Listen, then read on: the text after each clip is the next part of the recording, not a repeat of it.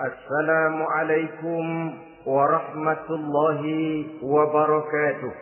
Waalaikumsalam warahmatullahi wabarakatuh. Bismillahirrahmanirrahim. Alhamdulillahi rabbil alamin. Wabihi nasta'inu ala umuri dunya waddin. والصلاة والسلام على أشرف الأنبياء والمرسلين سيدنا ومولانا محمد وعلى آله وأصحابه المجاهدين الطاهرين أما بعد. Saudara-saudara kaum muslimin rahimakumullah. Di dalam surah Al-Ankabut ayat 2, Allah Subhanahu wa ta'ala memberikan peringatan. Ahasiban nasu ayyutraku ayyaqulu amanna wa hum la yuftanun. Adakah manusia menyangka bahwa mereka akan dibiarkan saja mengucapkan amanna, dibiarkan saja mengatakan kami beriman kepada Allah, wa hum la yuftanun, padahal mereka belum diuji lebih dahulu. Ini berarti apabila seseorang sudah berani mengatakan amanna, kami beriman kepada Allah, maka hendaklah ia bersiap-siap untuk menghadapi ujian. Setelah ujian datang, barulah akan nampak nyata kadar dan kualitas keimanan yang dimiliki oleh seseorang. Timbul pertanyaan, mengapa orang yang beriman yang justru diuji oleh Allah Subhanahu wa ta'ala? Logikanya tentu ringan saja, bahwa yang mengikuti ulangan di sekolah tentu adalah anak-anak sekolah. Kalau tidak sekolah, tentu saja tidak perlu ikut ulangan. Makin tinggi kelasnya, makin berat soal ulangan yang diberikan kepadanya. Demikianlah dalam kehidupan beragama. Justru yang beriman, yang mendapat ujian dari Allah Subhanahu wa ta'ala, semakin tinggi nilai kualitas keimanannya, akan semakin berat ujian dan cobaan yang diberikan kepadanya. Nabi kita Muhammad sallallahu alaihi wasallam pernah pula memperingatkan. Beliau bersabda, "Inna asyaddal bala'i al-anbiya, thumma al-awliya, thumma al-ulama, thumma al-amsal fal-amsal, ubtuliyan nasu ala hasabi dinih." Sesungguhnya ujian yang paling berat adalah yang telah diberikan Allah kepada para nabi-nabi. Di bawah itu adalah para aulia, kemudian para ulama, bertahap ke bawah dan ke bawah, diuji setiap orang menurut keteguhan dan kekuatannya berpegang kepada agamanya. Jadi semakin teguh kita berpegang kepada ajaran agama, semakin dekat kita dengan aturan-aturan agama, semakin berat ujian dan cobaan yang datang menimpa kehidupan ini. Maka persoalan inilah yang akan kita bicarakan pada pertemuan kali ini, tentang cobaan-cobaan yang datang menimpa kehidupan kita. Pokok persoalannya adalah surah Al-Baqarah ayat 155. Allah Subhanahu wa ta'ala menjelaskan jenis-jenis ujian yang diberikan kepada kita orang-orang yang beriman. Dalam Al-Baqarah 155 itu Allah Subhanahu wa ta'ala menjelaskan, وَلَنَبْلُوَنَّكُمْ بِشَيْءٍ مِّنَ الْخَوْفِ وَالْجُوعِ وَنَقْصٍ مِّنَ الْأَمْوَالِ وَالْأَنفُسِ وَالثَّمَرَاتِ وَبَشِّرِ الصَّابِرِينَ الَّذِينَ إِذَا أَصَابَتْهُمْ مُصِيبَةٌ قَالُوا إِنَّا لِلَّهِ وَإِنَّا إِلَيْهِ رَاجِعُونَ. وَلَنَبْلُوَنَّكُمْ بِشَيْءٍ مِّنَ الْخَوْفِ, dan tentu dan pasti kata Allah, kami akan menguji kamu sekalian, kami akan mencoba kamu sekalian dengan sebagian kecil dari rasa takut. Wal ju', rasa lapar, wa naqsim minal amwal wal anfusi was samarat, kekurangan harta, jiwa dan buah-buahan. Ada 5 macam jenis ujian yang dijelaskan di dalam Al-Baqarah 155 ini. Yang pertama, walanabluwannakum bisyai'im minal khauf. Kami uji, kami coba kamu dengan sebagian kecil daripada rasa takut. Setiap manusia terlahir dengan membawa 2 sifat. Yang kontroversi, akan disebut apa seseorang bergantung kepada sifat mana yang lebih menonjol di dalam dirinya. Tiap orang punya rasa berani, tiap orang punya rasa takut. Kalau beraninya lebih besar daripada takutnya, ia dinamakan pemberani. Tapi kalau takutnya yang lebih besar daripada beraninya, ia dinamakan penakut. Tapi yang jelas, 2 sifat kontroversial ini memang ada dalam diri manusia. Akan diuji kamu sekalian dengan sebagian kecil daripada rasa takut. Takut yang kadang-kadang tidak beralasan. Yang kaya takut jatuh miskin. Yang punya jabatan takut kehilangan kedudukan dan pengaruhnya. Dan pada akhirnya yang hidup pun menjadi takut mati. Sesuatu yang sungguh tidak beralasan dan menimbulkan kegelisahan di dalam kehidupan. Mari kita lihat dampak yang ditimbulkan oleh rasa takut ini. Ada orang kaya yang takut jatuh miskin. Akibat rasa takutnya ini, pertama, ia menumpuk-numpuk harta sebisa-bisanya dengan menghalalkan segala macam cara. Tidak peduli halal haram, tidak ngerti hak batil, tidak tahu hak dan pantas dan ma'ruf munkar atau tercela. Yang penting ia bisa menumpuk-numpuk harta, menimbun-nimbunnya, tidak hanya cukup untuk dirinya sendiri. Kalau perlu anaknya sudah dipersiapkan untuk jadi orang kaya. Cucunya disiapkan jadi orang kaya. Anak cucunya, cucu-cucunya, seluruhnya. Dia takut jatuh miskin. Kemudian akibat dari rasa takut ini, ia pun terjebak ke dalam penyakit bakhil bin pelit alias kikir. Tidak sedikit pun tergerak hatinya untuk memberikan bantuan dan pertolongan kepada mereka yang memang memerlukannya. Termasuklah ia ke dalam apa yang diingatkan Allah. Allazi jama'a malan wa addadahu yahsabu anna malahu akhlada. Orang-orang yang menumpuk-numpuk harta kemudian menghitung-hitungnya. Dia menyangka bahwa hartanya akan dapat mengekalkan kehidupannya di dunia ini. Dia menyangka hartanya akan dapat mengekalkan kebahagiaannya di dalam kehidupan ini. Maka kerjanya hanya menumpuk dan menumpuk. Dan dia sangat takut untuk jatuh miskin. Saudara-saudara kaum muslimin rahimakumullah. Lalu yang kebetulan punya jabatan takut kehilangan kedudukan dan pengaruhnya. Maka ia akan melakukan segala cara dan jalan untuk menjaga keamanan dan ketenangan dari jabatan yang sedang didudukinya. Hilang kesadaran bahwa jabatan adalah amanah. Hilang pengertian bahwa kedudukan adalah alat untuk berbuat baik dan mengabdi kepada sesamanya. Yang ada pikirannya hanyalah bagaimana menjaga kedudukan dan pengaruhnya agar tetap ada dalam dirinya. Segala cara pun dilakukan dan kadang-kadang ia kehilangan kontrolnya. Kemudian pada akhirnya manusia pun dilanda oleh perasaan takut mati. Sungguh sangat tidak beralasan sama sekali. Karena mati adalah kewajiban dari semua yang bernama hidup. Dan Nabi mengingatkan, al-mautu babun fa kullun nasi dakhilu. Mati adalah merupakan satu pintu yang setiap orang akan masuk ke dalam pintu itu.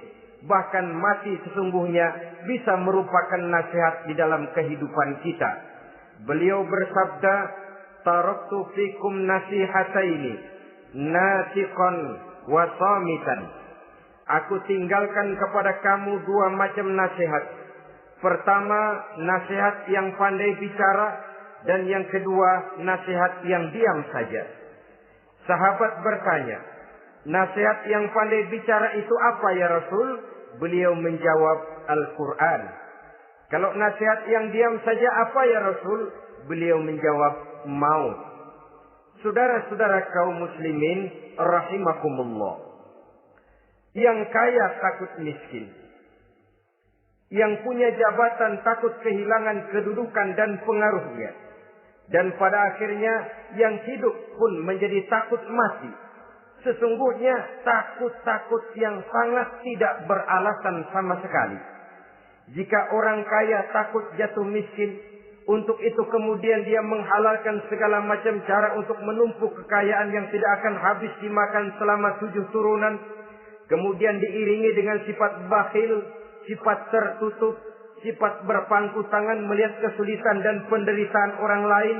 Maka sesungguhnya dia tidak merasa bahwa harta merupakan titipan dari Allah Subhanahu wa ta'ala. Bahwa ia merupakan alat dan bukan merupakan tujuan di dalam kehidupan ini. Takut miskin adalah satu penyakit yang mengakibatkan orang lupa diri dan lupa daratan.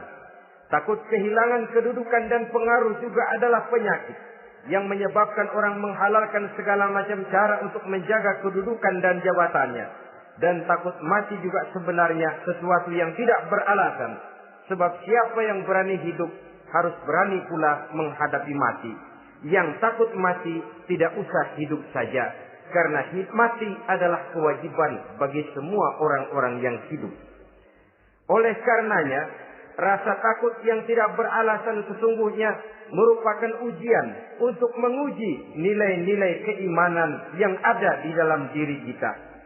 Orang kaya diuji dengan hartanya, pejabat diuji dengan kedudukan dan pengaruhnya, manusia hidup diuji dengan akan datangnya mati yang menjemput kehidupannya.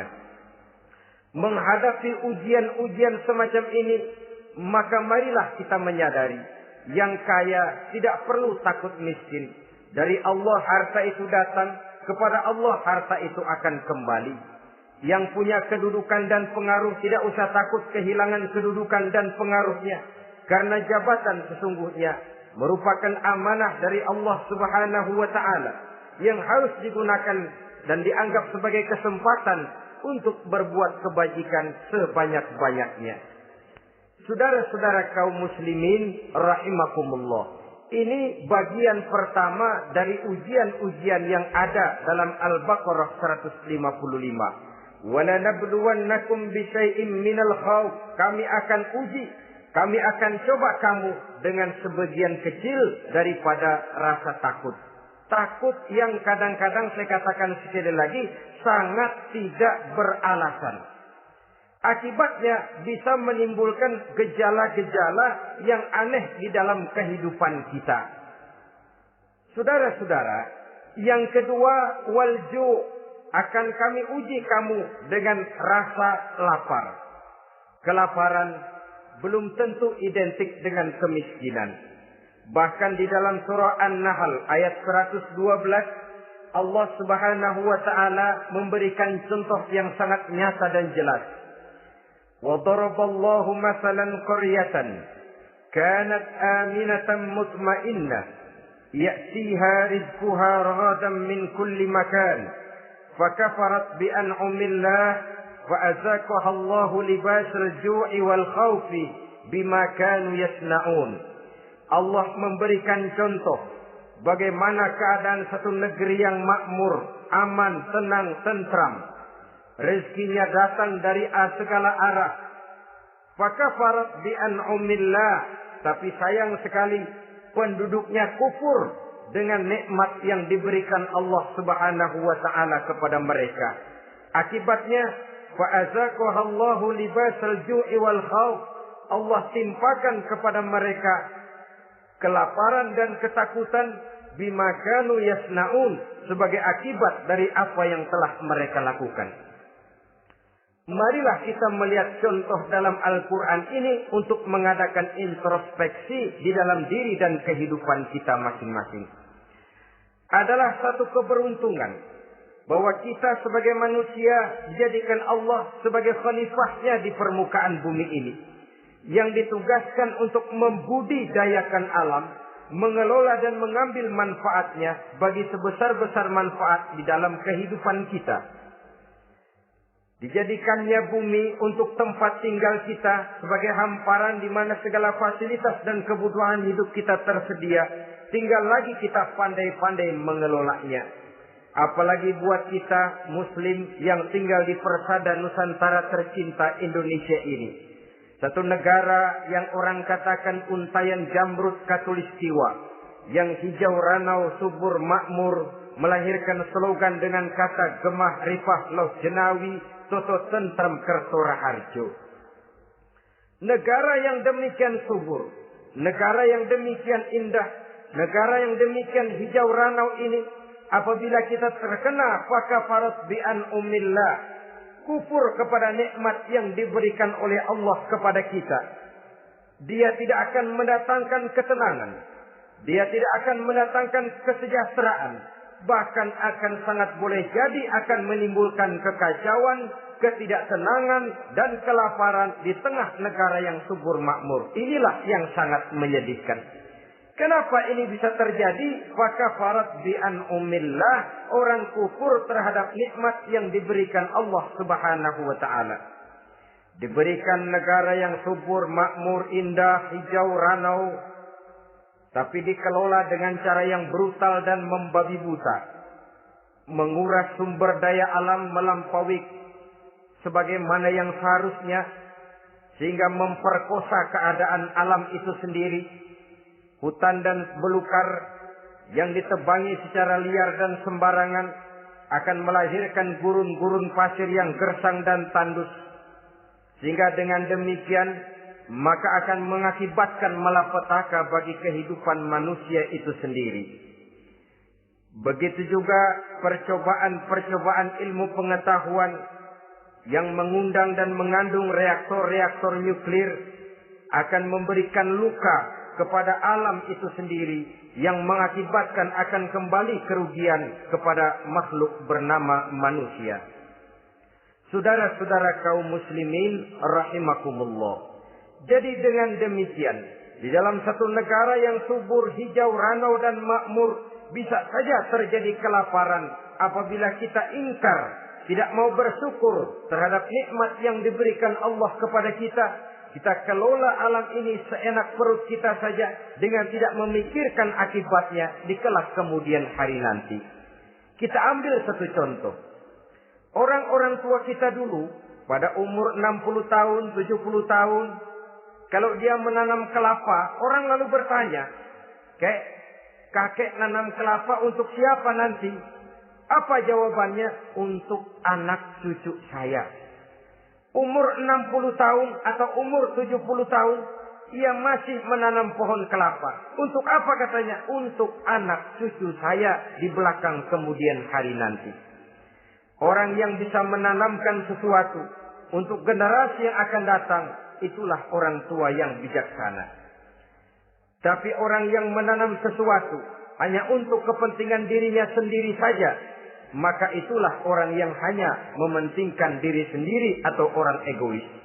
Tapi lebih celaka lagi, orang yang mau melakukan sesuatu yang akan meninggalkan akibat bagi generasi yang akan datang, akibat yang tidak baik, itulah orang yang aniaya, orang yang zalim di dalam kehidupan kita. Bumi, tempat di mana kita manusia tinggal, bukan satu wujud yang tanpa batas. Pernahkah kita membayangkan cuma satu bumi untuk dihuni oleh 5 miliar lebih dari makhluk bernama manusia, yang kadang-kadang pertumbuhan sarana untuk menunjang kehidupan tidak sepesat pertumbuhan jumlah makhluk bernama manusia itu sendiri. Oleh karena itu kita dituntut untuk pandai-pandai mengelola, membudidayakan alam ini dengan tetap menjaga keseimbangannya, sehingga bahaya kelaparan yang merupakan ujian di dalam kehidupan, insya Allah tidak akan kita temukan di dalam kehidupan kita. Saudara-saudara kaum muslimin rahimakumullah. Ini kelaparan dalam artian sebagai satu bangsa. Bisa juga kelaparan dalam artian dalam kehidupan pribadi daripada manusia. Hidup ini kata orang berjalan bagaikan roda pedati. Sekali tempo naik kita ke atas, lain saat turun kita ke bawah. Ada saatnya kita jaya, ada saatnya kita pun mengalami kemunduran. Oleh karena itu, pasang surut kehidupan ini membuat orang seharusnya sadar bahwa pasang surut itu tidak harus menyebabkan pasang surutnya dia di dalam melaksanakan ibadahnya kepada Allah Subhanahu wa Ta'ala. Kelaparan boleh jadi memang merupakan ujian untuk menguji nilai-nilai keimanan seseorang. Apabila dalam kondisi lapar imannya mantap, imannya teguh, imannya kuat, maka dalam kondisi di mana perutnya tidak lapar, tentu iman itu akan lebih bertambah mantap lagi. Kalau orang perutnya kenyang, kalau orang perutnya berisi penuh, lalu imannya stabil, kemudian pada saat kelaparan imannya pun mengalami penurunan, maka di situ nyata, di saat dia diuji dengan kelaparan, kualitas imannya ikut menyurut, mundur ke belakang, dan mengalami proses degradasi, proses peluncuran dan penurunan. Oleh karenanya, marilah kita menyadari Allah Subhanahu wa Ta'ala senantiasa memberikan yang terbaik kepada kita bersama. Kelaparan, apabila kita terima dengan sikap lapang dada, tidak akan menyebabkan kita menjadi berbuat nekat. Tetapi kita tetap dalam kontrol, tetap dalam keadaan yang stabil, tidak keluar dengan melakukan perbuatan-perbuatan yang negatif. Bagaimanapun kita ingin membela dan mempertahankan kelangsungan hidup, betapa dan bagaimanapun kita ingin menjaga kelangsungan perut, namun kita tetap tidak keluar dari norma-norma dan kaedah-kaedah yang telah ditentukan di dalam kehidupan beragama. Inilah cobaan yang kedua yang ada dijelaskan dalam Al-Baqarah ayat 155 tadi berupa kelaparan. Yang ketiga, wa naqsim minal amwal, kekurangan harta alias kemiskinan. Kemiskinan, saudara-saudara, merupakan ujian dari Allah Subhanahu wa Ta'ala untuk menguji sejauh mana kekuatan iman yang kita miliki di dalam kehidupan. Tetapi sesungguhnya bukan hanya kemiskinan, kekayaan pun pada hakikatnya juga merupakan ujian. Namun umumnya manusia akan lebih merasa diuji jikalau dia miskin daripada diuji jikalau dia menjadi orang yang kaya. Pada sisi lain kenyataan mengatakan banyak orang lulus ketika diuji dengan kemiskinan, tetapi gagal berantakan setelah diuji dengan kekayaan. Kemiskinan pun apabila kita lihat dari segi kehidupan bermacam bentuknya. Ada kemiskinan di bidang ilmu pengetahuan. Karena kemiskinan dan kebodohan memang merupakan dua saudara yang seakan-akan sekandung. Yang satu bisa menimbulkan yang lain, tapi paling celaka kalau keduanya sudah berjalan beriringan. Maksud saya, kemiskinan bisa menimbulkan kebodohan, kebodohan bisa menimbulkan kemiskinan, tapi yang paling celaka sudahlah miskin, bodoh pula. Miskin ilmu. Yang kedua, miskin akhlak. Ini lebih parah lagi daripada miskin ilmu.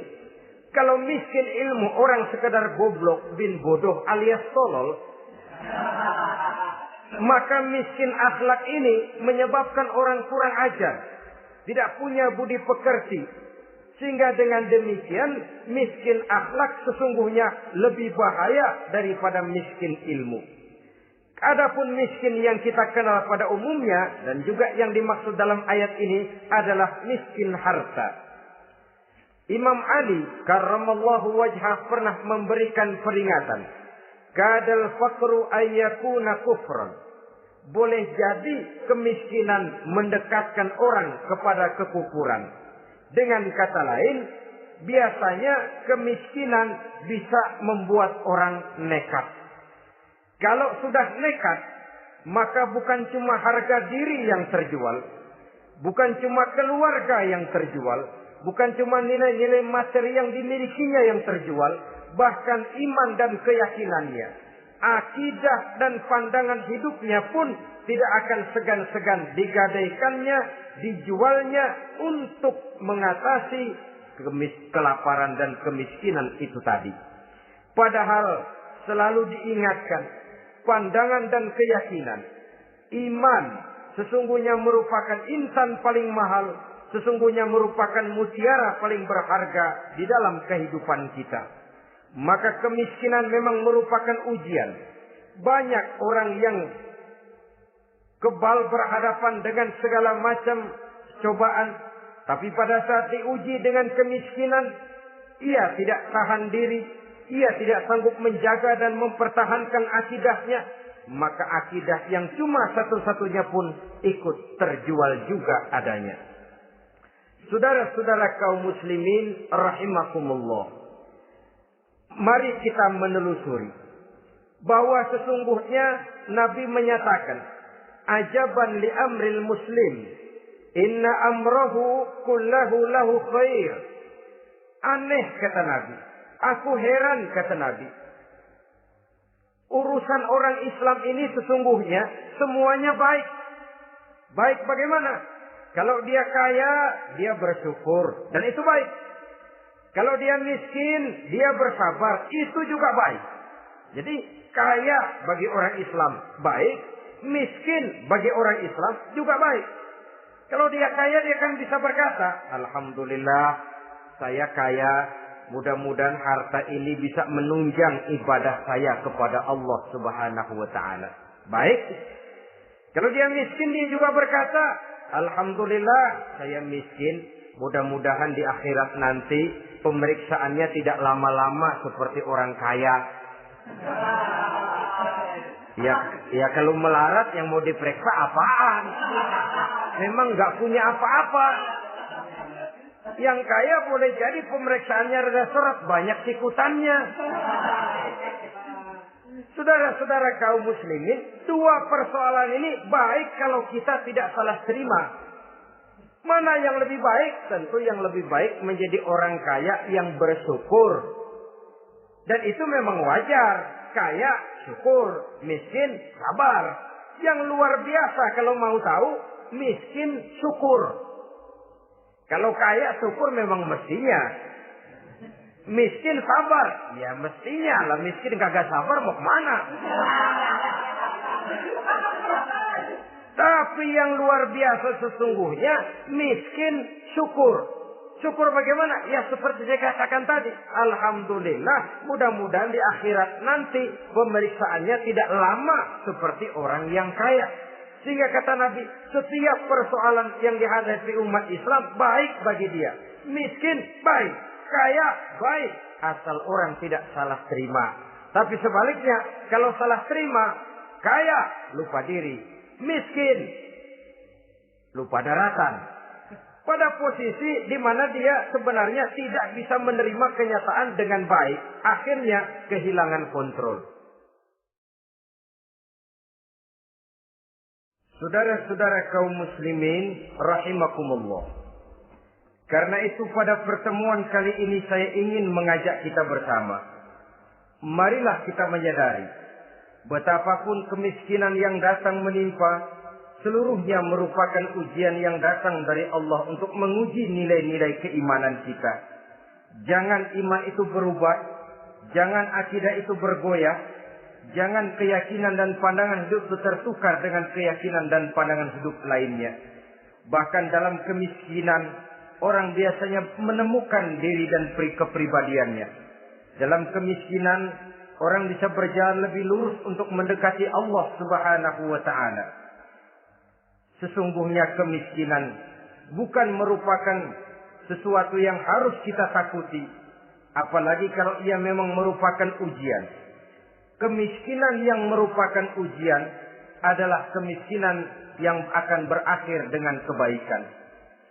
Saudara-saudara kaum muslimin, tapi jangan lupa membicarakan pokok persoalannya. Ini kalau kemiskinan menimpa orang-orang yang beriman, itu yang ujian. Kalau nggak beriman, melarat, bukan ujian, persekot.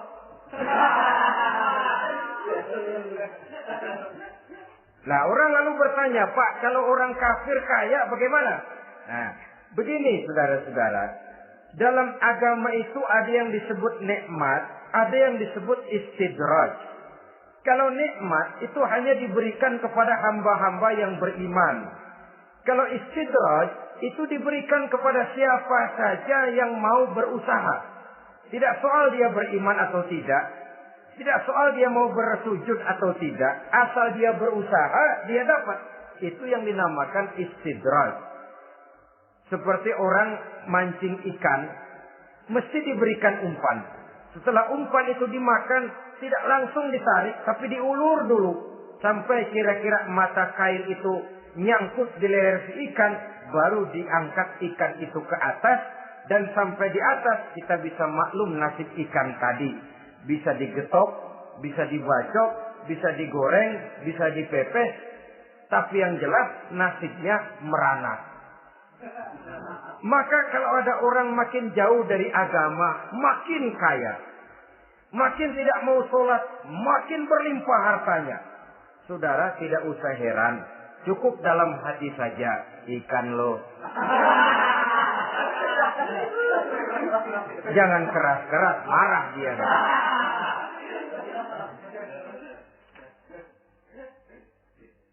Kemiskinan apabila didasari dengan sikap keimanan merupakan ujian untuk menguji kualitas keimanan seseorang.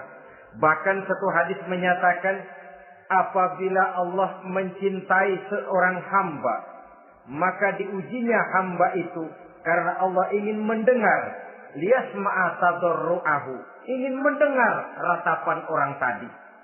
Sama juga kita, kadang-kadang karena cinta benar kepada anak kita yang mungil, suatu saat kita ingin mendengar dia nangis, kita cubit dia.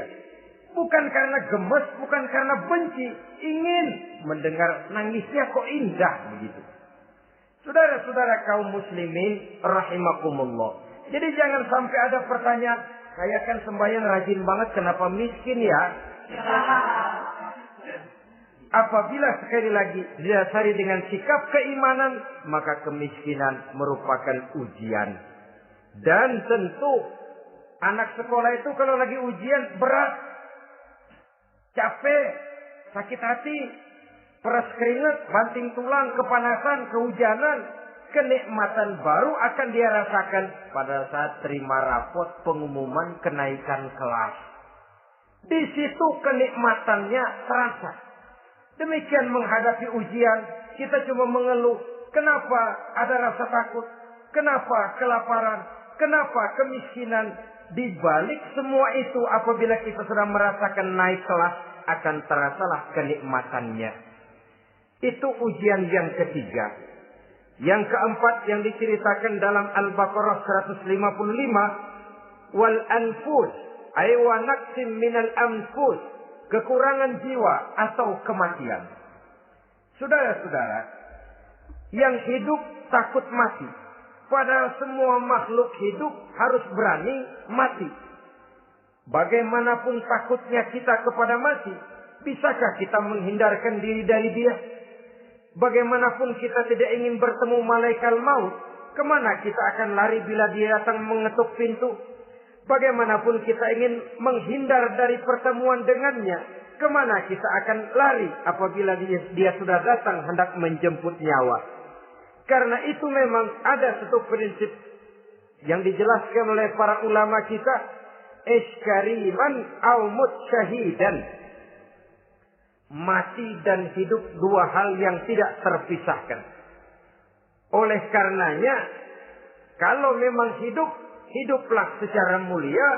Kalau mati, matilah secara syahid. Hidup mulia atau mati syahid. Jangan terbalik. Hidup sia-sia, mati konyol. Nilai yang tidak ada artinya. Alangkah nikmatnya hidup yang berisi kemuliaan, dan alangkah indahnya mati dalam nilai syahid. Saya ingin menyegarkan ingatan saudara-saudara kepada sikap Nabi Allah Ismail alaihi salam ketika menghadapi keputusan dari Allah Subhanahu wa taala memerintahkan Nabi Ibrahim alaihi salam untuk menyembelih leher anaknya Ismail, yang ini berarti adalah kematian. Ketika datang perintah untuk menyembelih leher Nabi Ismail, Nabi Ibrahim berkata kepada putranya, "Ya bunayya inni ara fil manami anni azbahuka fanzur maza tara." Ananda Ismail, ayah mimpi diperintah oleh Allah untuk menyembelih lehermu. Menurut pendapatmu bagaimana mimpi ini, nak? Laksanakan atau tidak usah? Saya tidak sanggup membayangkan. Anak cuma satu-satunya. Sudah lama diharapkan. Si buah hati belahan jantung pelanjut cerita penerus sejarah. Ketika anak ini sedang lucu-lucunya, turun perintah untuk menyembelihnya. Ya, kalau anak kita banyak, turun perintah potong leher anakmu, mungkin kita bisa pilih yang mana yang rada bandelan nih.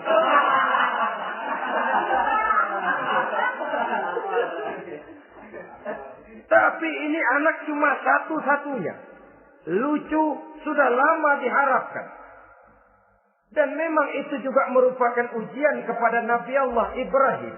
Seolah-olah Allah berkata, "Hai Ibrahim, dahulu sebelum kau punya anak, kau memang cinta kepadaku. Sekarang setelah kau punya anak, masuk rasa cinta anak ke dalam hatimu. Buktikan Ibrahim, mana yang lebih besar, cintamu kepadaku, kata Allah, atau cintamu kepada anakmu. Sembelih leher anakmu." Ternyata kemudian sejarah menyatakan, Nabi Ibrahim cinta kepada Allah, beliau pun cinta kepada putranya. Tapi cintanya kepada Allah lebih besar daripada cintanya kepada putranya. Sehingga ketika turun perintah penyembelihan, itu pun dilaksanakannya, tapi tetap musyawarah dulu. Yakin itu memang perintah Allah, beliau toh mengajak dialog putranya. Ini yang penting dalam kehidupan kita. Dialog. Nah, bapak mimpi diperintah Allah untuk menyembelih lehermu. Menurut pendapatmu bagaimana, nak? Laksanakan atau tidak? Yakin itu perintah Allah. Tapi asas musyawarahnya tidak beliau tinggalkan. Walaupun yakin orang tua berbuat untuk kebaikan anak, alangkah baiknya anak diajak bicara. Sehingga dengan hasil pembicaraan ini nanti kita akan mengerti gejala perkembangan dan kemauan dari jiwa si anak tadi.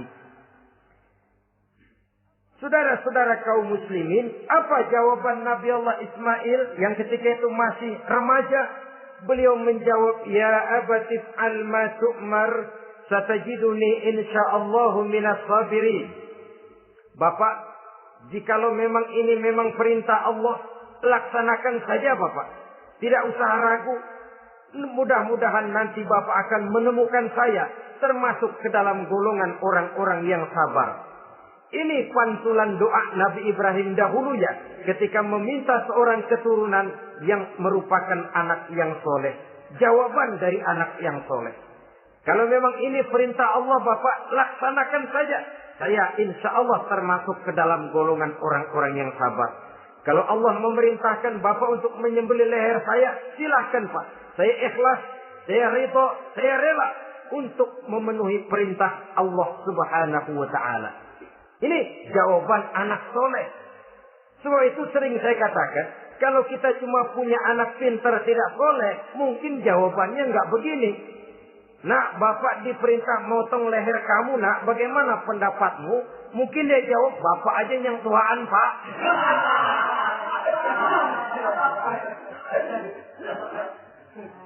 Saudara-saudara kaum muslimin rahimakumullah. Jadi prinsip ini gugur memenuhi panggilan Allah. Hidup mulia atau mati dengan syahid. Dua pilihan yang harus dua-duanya bisa kita laksanakan. Iskariman au mutsyahidan. Kalau hidup, hiduplah dalam kemuliaan. Kalaupun mati, matilah sebagai syahid. Sebagai orang yang dikenang kebaikan dan kebajikannya. Sebagai orang yang dekat dan banyak berbuat untuk kepentingan agamanya. Jangan tidak tercapai kedua-duanya. Hidup tidak punya nilai, mati pun tidak punya arti. Sia-sia semuanya. Kita masih hidup, orang anggap nggak ada. Dalam istilah tauhid disebut wujuduhu ka'adamihi. Adanya sama dengan tidak adanya. Dia sih ada apa nggak ada, sama gitu-gitu juga. Alangkah ruginya kalau ada kita dianggap sama dengan tidak ada. Apalagi kalau kita sudah tidak ada, ya tidak ada beneran. Iskariman au mutsyahidan. Hiduplah mulia atau matilah sebagai syahid. Saudara-saudara kaum muslimin rahimakumullah. Mati sesungguhnya juga merupakan ujian. Untuk menguji sejauh mana persiapan yang sudah kita lakukan di dalam kehidupan ini untuk menyambut. Dan tidak cuma sekedar untuk menyambut, tapi juga untuk mengarungi kehidupan sesudah kematian itu sendiri. Sebab kematian bukan akhir dari segalanya. Kematian cuma satu pintu di mana kita akan masuk dan akan berjalan kembali menelusuri fase-fase kehidupan yang telah ditentukan oleh Allah Subhanahu wa taala. Saudara-saudara kaum muslimin rahimakumullah. Pembicaraan tentang kematian ini pun bisa kita evaluasi. Ada yang takut mati usahanya, ada yang takut mati karirnya, ada yang takut mati rezekinya, ada yang takut mati batinnya, ada yang takut mati jasmaninya, dan lain sebagainya. Seluruh ketakutan kepada kematian itu memang merupakan hal yang wajar. Ada yang takut mati usahanya, ada yang takut mati karirnya, ada yang takut mati rezekinya. Tapi kalau ketakutan itu lalu melahirkan perbuatan-perbuatan negatif yang menimbulkan penyimpangan, itu sudah di luar dari yang seharusnya. Kematian merupakan ujian. Menghadapi segala macam ujian termasuk kematian ini akan kita bicarakan pada bagian penutup nanti. Yang kelima, saudara-saudara, ujian yang dijelaskan dalam Al-Baqarah 155 tadi, wa naqsim minas samarat, kekurangan buah-buahan. Kekurangan buah-buahan bisa berarti paceklik. Ini juga bisa diakibatkan oleh apa yang dijelaskan dalam An-Nahl 112 tadi. Orang kufur kepada nikmat yang diberikan Allah Subhanahu wa taala. Orang jauh dari petunjuk-petunjuk agama. Merasa segala persoalan bisa dipecahkan dengan kemampuan otaknya. Hilang rasa ketergantungannya kepada Allah Subhanahu wa taala. Maka usahanya bisa berakhir dengan yang tidak diharapkan. Sudah bikin target, tahun ini kita bakal panen raya besar. Tahu-tahu tikus ngamuk. Habis padi digarap oleh tikus, panen bisa gagal. Bahkan beberapa tahun yang lalu, kita masih ingat bagaimana ulat-ulat menyerbu pohon-pohon jambu. Ribuan batang pohon jambu. Ribuan pohon-pohon jambu itu mati. Lalu jambu-jambu itu tidak bisa lagi dimanfaatkan dalam kehidupan. Tikus yang menyerbu sawah. Ulat yang menyerbu pohon-pohon jambu. Angin topan, puting beliung, gempa bumi. Itu sudah proses-proses di luar kemampuan manusia untuk mendeteksinya. Disinilah manusia harus sadar bahwa setelah ia berusaha dan berusaha sesuai dengan keterikatannya kepada hukum alam, kepada sunnatullah, maka ia harus punya sandaran vertikal kepada Allah Subhanahu wa taala. Agar bila usahanya berhasil, dia tidak lupa diri dan lupa daratan.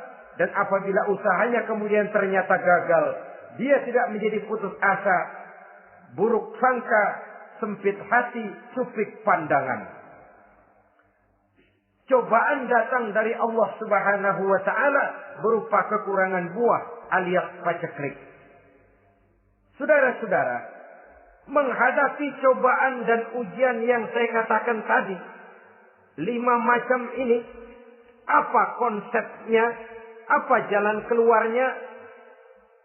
Ayat selanjutnya dalam kalimat tadi menjelaskan, wabasyiris sabirin, menghadapi ujian-ujian dalam hidup, baik rasa takut, kelaparan, kemiskinan, kematian, kekurangan harta, kekurangan buah-buahan.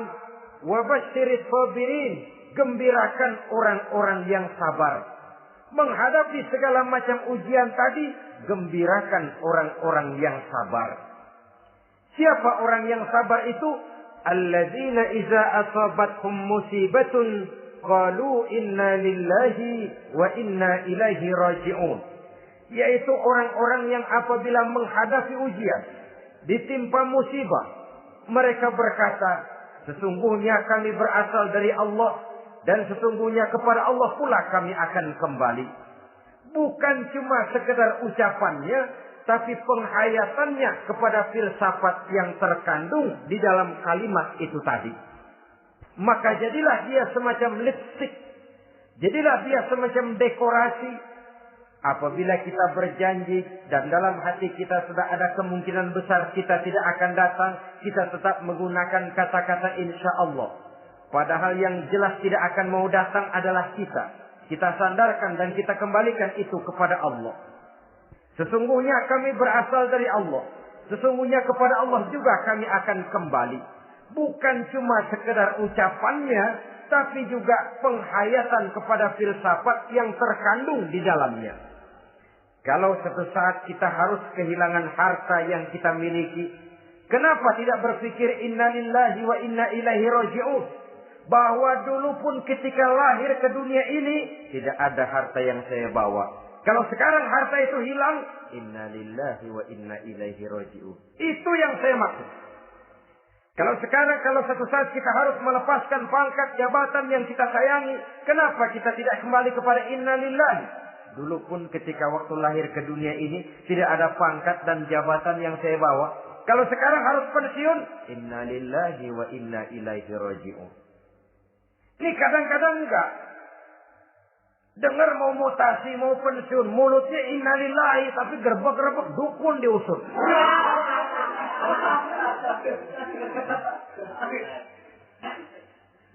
Keluarganya meninggal, mulutnya inna lillahi, tapi nangisnya tetap enggak mau berhenti. Bukan cuma sekedar ucapannya, tetapi penghayatan kepada nilai dan filsafat yang terkandung di dalam kalimat inna lillahi itu. Sesungguhnya segalanya saja berasal dari Allah. Segalanya saja akan kembali kepada Allah Subhanahu wa ta'ala. Kalau ini yang kita jadikan landasan, maka sesungguhnya menghadapi berbagai ujian ini, kita tidak akan salah tingkah. Tidak akan salah tingkah, tidak akan salah sikap. Kalau sudah ini dasar dan fondasi yang menjadi landasan tempat di mana seluruh cobaan datang bertumpu, segalanya datang dari Allah, segalanya akan kembali kepada Allah, maka betapapun bertumpu ujian datang menimpa, rasanya tidak akan lagi membuat kita goyah, karena fondasi tempat kita berdiri sudah demikian kokoh dan kuatnya. Dan fondasi itu inna lillahi wa inna ilaihi raji'un. Segalanya datang dari Allah, segalanya akan kembali kepada Allah Subhanahu wa ta'ala. Keyakinan ini memberikan kelapangan jiwa. Dari kelapangan jiwa, maka akan tertuang ketenangan dan ketentraman. Jauh dari stres, jauh dari darah tinggi, jauh dari bingung, jauh dari rasa takut. Segalanya sudah kita kembalikan kepada Allah Subhanahu wa ta'ala. Saudara-saudara kaum muslimin rahimakumullah. Oleh karenanya, ini jalan keluar dan inilah orang yang sabar. Yaitu orang yang mengembalikan segala persoalan bahwa segalanya datang dari Allah, segalanya akan kembali kepada Allah. Bukan sabar dalam pengertian kita sehari-hari. Sabar, maaf ya, dalam pengertian kita sehari-hari biasanya orang yang sabar yang gak banyak tingkah. Diam. Gak salah apa-apa, kepala dikelepak.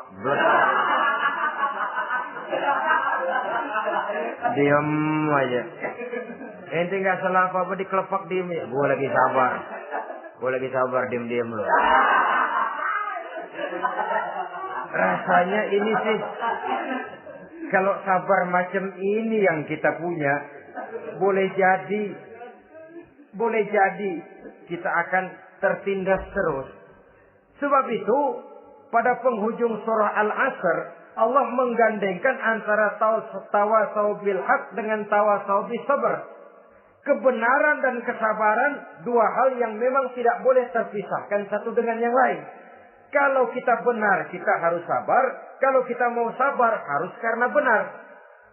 Apabila kebenaran satu prinsip, maka kesabaran adalah satu strategi. Prinsip yang tanpa strategi bisa membuat kita tidak akan mencapai tujuan yang kita harapkan. Artinya, kebenaran tanpa kesabaran membuat kita mudah dipatahkan orang. Tapi kesabaran tanpa kebenaran akan membuat kita diinjak terus oleh orang lain. Karena itu, kalau yakin kita benar, harus sabar. Kalau mau bersabar, harus karena benar. Dalam hal ini, sifat sabar yang dicontohkan oleh Rasulullah Sallallahu Alaihi Wasallam sungguh memang merupakan jadi panutan. Sepanjang persoalannya adalah persoalan pribadi. Sepanjang pribadi beliau yang dihina. Sepanjang pribadi beliau yang dicaci maki. Beliau biasanya bisa mengendalikan diri. Tapi kalau sudah agama masalahnya, maka beliau pun tidak segan-segan mencabut pedang maju ke medan perang.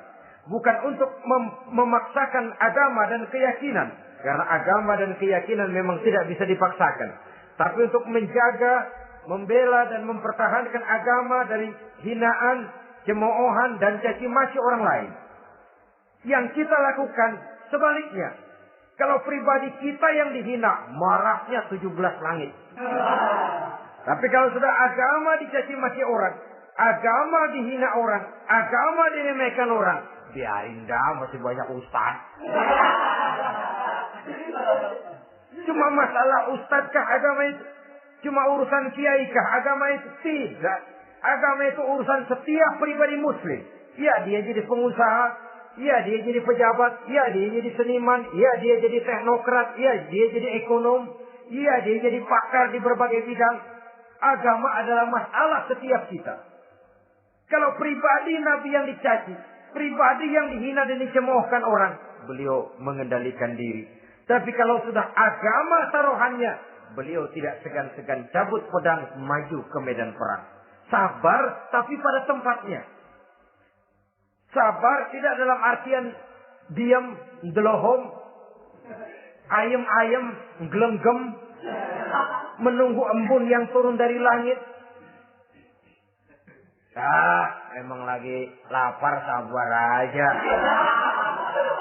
Gak usah makan, nanti juga waktunya Tuhan kasih kenyang-kenyang.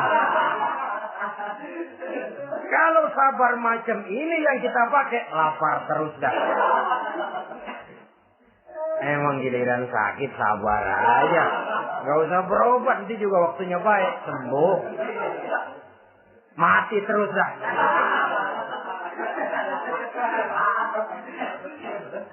Ya, perkara ada orang sakit tidak berobat sembuh, itu hak Allah.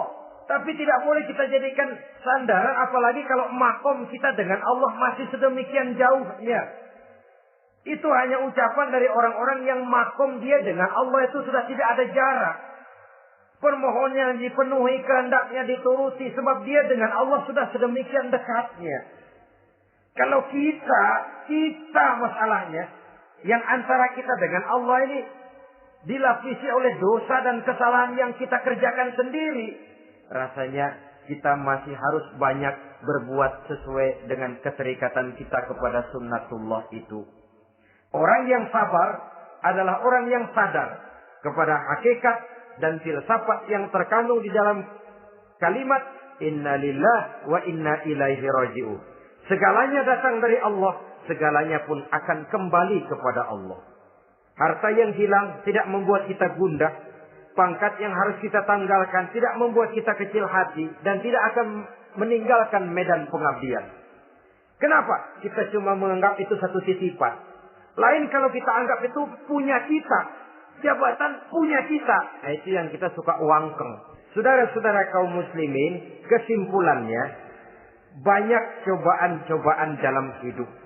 Yang dibicarakan dalam Al-Baqarah 155 ini sebagian kecil dari rasa takut, kelaparan, kemiskinan, kematian, dan kekurangan buah-buahan.